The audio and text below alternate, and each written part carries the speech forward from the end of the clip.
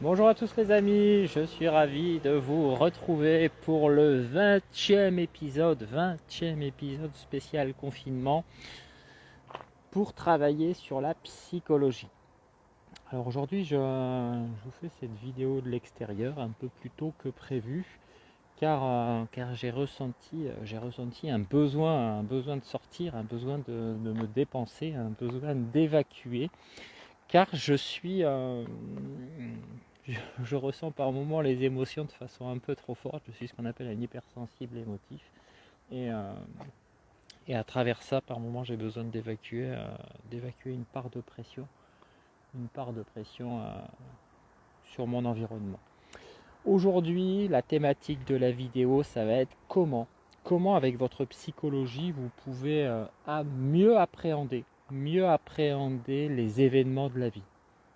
Et on va voir dans une très courte vidéo aujourd'hui sur cet épisode numéro 20e épisode de suite, sur comment mieux vivre au quotidien avec les environnements qui vous entourent.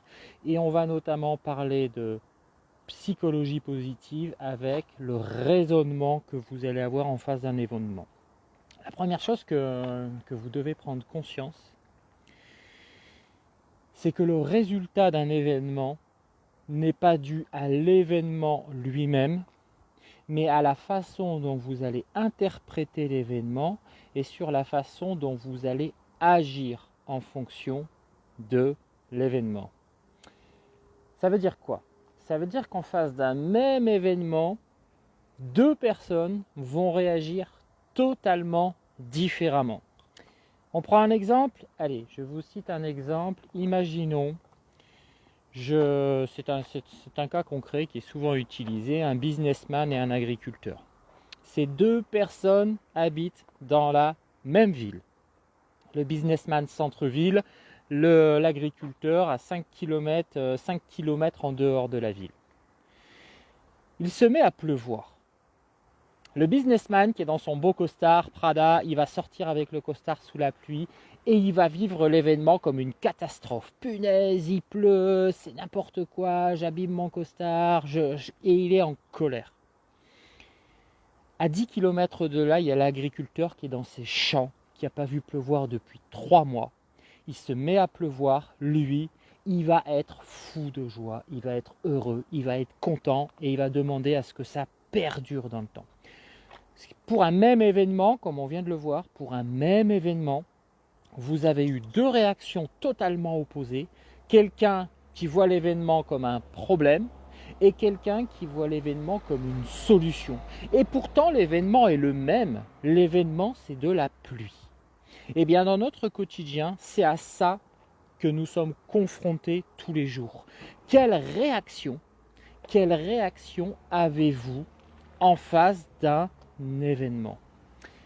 Un exemple, vous cassez une assiette, vous cassez de la vaisselle en faisant la vaisselle, boum, vous cassez l'assiette, vous cassez le verre, eh bien il va y avoir 80% des gens qui vont dire « Eh voilà, je savais, encore une assiette de cassée !» qui vont se mettre à râler, à pester, voire même foutre en l'air leur journée entière parce qu'ils ont cassé une assiette ou un verre. Et puis il y a ceux qui vont se dire j'ai cassé l'assiette, c'est pas grave, c'est l'occasion de changer mon service. J'ai cassé un verre, super. De toute façon, je l'aimais pas, je voulais en acheter des nouveaux. Donc de nouveau, vous voyez, il y a les personnes qui, en face de l'événement, vont avoir un raisonnement plus orienté solution. Je l'ai cassé, ok, qu'est-ce que je fais? Et il y a des gens qui vont être orientés plus sur le problème, c'est-à-dire je l'ai cassé, ça me pose un problème, j'ai une assiette de moins, c'est une catastrophe. À ça, je veux vraiment vous sensibiliser, parce que ce n'est pas en une vidéo de 5 à 10 minutes que je vais vous sensibiliser sur le sujet. Mais quand vous êtes en face d'un événement et que vous commencez à être en colère, que vous commencez à râler, que vous commencez à bougonner, que vous commencez à cogiter dans la tête et que ça tourne en boucle durant toute la journée, posez-vous la question. Premièrement, est-ce que ça en vaut vraiment la peine de se mettre dans tous ces états par rapport à ce qui vient de se produire? Et deuxièmement, dites-vous, est-ce que je suis en train de raisonner problème ou est-ce que je suis en train de raisonner solution? Un exemple, je manque d'argent. Ok, voilà, allez, bingo, je manque d'argent, j'arrive pas à finir mes fins de mois.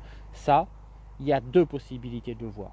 La première, la voir côté problème, me morfondre sur le fait que je manque d'argent, me morfondre sur le fait que je manque d'argent, me morfondre sur le fait que je n'y arriverai pas, me morfondre en me disant je ne paierai pas mes factures. Et en fin de compte, face à cette situation de manquer d'argent, je ne vois qu'une chose, mes problèmes. Et en voyant que mes problèmes, je vais engendrer de nouveaux problèmes et à aucun moment je vais avoir la possibilité de sortir de cette situation parce que je n'envisage pas de solution pour sortir de cette solution, de ce problème, excusez-moi. Et puis il y a ceux qui vont raisonner à l'inverse. Ok, j'ai pas d'argent actuellement pour payer mes factures le mois prochain. Ok, je le sais. Mais quelles sont les solutions que j'ai pour sortir de là et trouver de l'argent? Donc d'un côté, il y a ceux qui se disent j'ai pas assez d'argent, j'ai pas assez d'argent, j'ai pas assez d'argent, j'ai pas assez d'argent. Les gens qui raisonnent problème. Et il y a ceux qui vont se dire ok, j'ai pas assez d'argent, donc comment je vais faire pour en trouver quelque part, pour en gagner? Je vais chercher une solution. Donc, si vous voulez avoir une vie meilleure, la chose à retenir, c'est qu'à travers votre psychologie que vous avez renforcée et que je vous aide à renforcer à travers tous les événements gratuits que je vous fais sur mes conférences de 2 heures, une conférence de 2 heures par semaine, la prochaine c'est dimanche où on va voir comment avec un mental positif réussir à avoir une relation amoureuse saine et durable, eh bien, à travers la psychologie positive, vous devez, quand vous êtes en face d'un événement, qu'il soit problématique ou non, vous devez réussir, vous devez puissiez en face d'un problème vous dire ok, le problème est là, je l'accepte, mais je vais chercher les solutions et je cesse de me morfondre sur le problème et de ne pas raisonner positivement. Voilà, pensez à une chose, retenez bien, je suis en face d'une situation problématique, plutôt que de penser aux problèmes que j'ai en face de moi, je vais penser aux solutions qui sont mon avenir. Car c'est en pensant aux solutions que vous allez vous construire un avenir meilleur, car si vous restez focus sur vos problèmes, forcément vous resterez avec vos problèmes et votre vie n'évoluera pas. C'était ma petite vidéo du jour, la 20e de suite. Je vous souhaite à tous une très bonne soirée, travaillez bien, réfléchissez sur la psychologie positive et rejoignez-moi dimanche à 20h pour le 4e épisode de la conférence en ligne. À partir de demain, vous aurez le lien, ça fait 3 jours que je vous le promets. J'ai toujours pas eu le temps de vous mettre la page d'inscription, mais ce soir, elle sera mise et ce soir, je pourrai vous apporter tous les éléments. Pour ceux qui se connectent maintenant à la vidéo, je vous invite à la regarder de nouveau. Elle est un peu brouillonne par rapport à d'habitude. Je suis dans un contexte extérieur. Il y a tout le monde qui me regarde en me disant qu'est-ce qu'il fait avec son téléphone. Donc voilà, retenez ce que je vous ai dit, passez à l'action, raisonnez solution et non problème et vous verrez que votre vie ne sera que meilleure. Je vous fais tous des gros bisous. Je vous dis à demain pour le 21e épisode et les inscriptions à la conférence de dimanche. Gros bisous à tous. Au revoir.